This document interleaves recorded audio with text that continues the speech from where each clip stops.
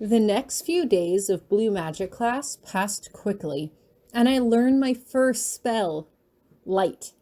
It only costs 1 mana to perform, and the gentle glow it emitted was meant to improve visibility in the caster's location. The day after that, I learned Silence. This spell took 2 mana to perform, but it rendered a single target temporarily noiseless. I had no idea when I would use that, but I could imagine that it might come in handy for sneaking around the dungeons in our exams. Or sneaking around the halls late at night when we were supposed to be asleep. That Friday, after dinner, I'm walking back to my room when I notice that the door is already open. I peek through the gap to see who's inside. It's Ellen. She's folding up some clothing, probably putting her laundry away. Wait a minute. That's Virginia's dresser she's opening. Why is Ellen rummaging around in our roommate's stuff? I haven't made a sound. She doesn't know I'm here yet. Part of me considers running out to tell Virginia what I had just witnessed, but if you want to know something, why not just ask? I step quietly into the room. What are you doing? Eek! Ellen jumps as she spins around to face me. Sorry, I didn't see you there. Just tidying up a little. Yes, but isn't that Virginia's stuff? Yes. I regard her skeptically. Why are you tidying up her things? Because she doesn't do it herself. I cross my arms over my chest. She's making you be her maid? No! Fortunately, Virginia chooses this moment to return to our shared room. Hey, you guys, what's up? Why are you making poor Ellen become your slave? I ask her. Virginia makes a face. Huh? She's not, Ellen exclaims. Just what is going on here? Virginia asks as she puts her hands on her hips. I shake my head. I think I'm obviously very confused about something. She saw me putting away some of your clothes, Ellen explains. Oh, it was you that's been doing that? Virginia asks. I'm sorry. Ellen flushes crimson with embarrassment.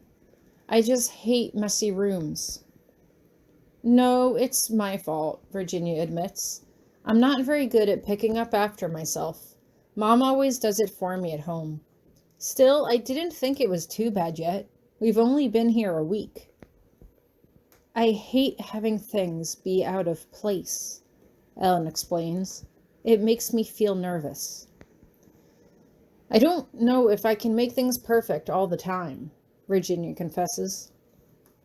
We all have to live together for 1 year without driving each other crazy. How can we work this out? You said you didn't know if you could keep things clean, but that's probably because you don't know how, I offer. If Ellen teaches you how to clean a room properly and gives you reminders, I'm sure you can do it. I suppose, Virginia says, but she doesn't seem too happy about it. It's not a perfect compromise, but it's hard to reach a perfect agreement between 3 different people. I'm awakened early on Saturday morning by a tap at the door, followed by a faint hissing sound. I stumble out of bed to find that 3 envelopes have been pushed under the door to our room, each marked with one of our names. Hey, money's here, Virginia cheers. Each envelope contains $5, the weekly spending allowance for Iris Academy students. If it's our money, why can't they just give it to us all at once? Ellen asks. I guess they don't trust us not to spend it all at once and then run out and complain, I offer. Well, that might teach people to plan ahead, Ellen huffs. This way still teaches people to plan ahead, Virginia reminds her. If you want to buy something really cool, you have to save up. She shakes her head. But you're missing the important part. It's Saturday, and that means a trip to the mall. I laugh. I didn't think you were a shopaholic. I'm not, Virginia says, but it's great to get out and look at something other than school for a while, isn't it? Also, they have ice cream, and penny candy, and really big cinnamon cookies, and... We get the idea, Ellen says as she laughs behind her hand.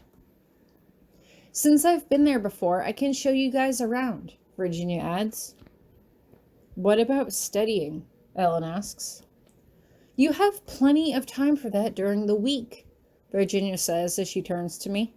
Right, Tori? I nod in agreement. Sure, I'd love to go to the mall with you. Great, Virginia cheers. Ellen? I guess it's okay, Ellen sighs, but you ought to have a good breakfast before you look at ice cream. Yes, Mother, Virginia replies with a childish grin.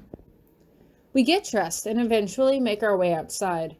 Students are lining up outside the school, waiting for a free seat in one of the shuttle vans that travel between here and the local shopping center. Come on, Virginia says. We can ride together. Wait a minute, I call after her, but Virginia just puts her hands on her hips as she shifts impatiently. What is it? We're wearing our school uniforms, I remind her. Virginia just shakes her head as if she doesn't understand. So? Won't people stare at us because we're all wearing capes? Ellen asks. No, Virginia replies. Just act natural. It's no big deal. I want to protest that it's nowhere near Halloween, but since the teachers aren't saying anything, I suppose this is what we're supposed to do. As we get to the mall, I can't help but notice that it's not very large or very crowded. At least where I'm standing, witches and wizards easily outnumber shoppers in ordinary clothes, but no one reacts to the sight. I guess if students come here all the time, they get used to it. Okay, Virginia says as she starts pointing to everything at once. That place does coffee and pastries. They have fresh fruit. That one does baked potatoes. There's a gift shop.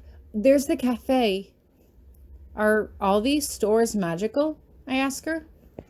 No, there's only one magic shop here, Virginia replies. They sell wands and stuff. I'm going to go get a chocolate croissant. What about you? Although a chocolate croissant sounds delicious, I decide to visit the magic store. With Virginia's vague directions in mind, I set out in search of the shop front. This branch of the mall looks like a dead end. There's only one shop front, and it's blackened out with a "Coming Soon" sign on the door. But, as I draw closer, a patch of wall blurs and shimmers to reveal a second door marked with a star that says, Marvelous Magical Accoutrements. As I head inside, I look at the wall of goods in front of me. There are accessories like a halo, fairy wings, or a tiara. They also have various different items that boost magical abilities.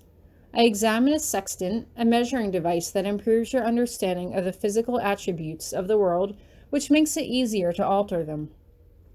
It would greatly improve my blue magic, but I quickly put it back when I noticed that it would cost $95. With only $10 in my pocket, it would take a lot of saving in order to be able to afford that. The only thing I can afford is glasses to help me look smarter, but I'd rather save my money for the sextant. Eventually, I finished my shopping and joined my fellow students to return to Iris Academy.